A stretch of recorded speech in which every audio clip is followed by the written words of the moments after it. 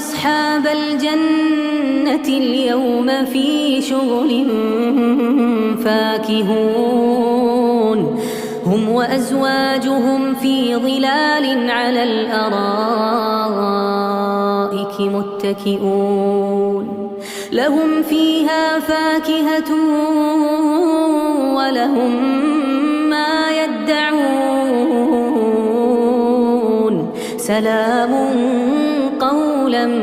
من رب رحيم وامتازوا اليوم أيها المجرمون ألم أعهد إليكم يا بني آدم ألا تعبدوا الشيطان إنه لكم عدو مبين وأن اعبدوني هذا صراط مستقيم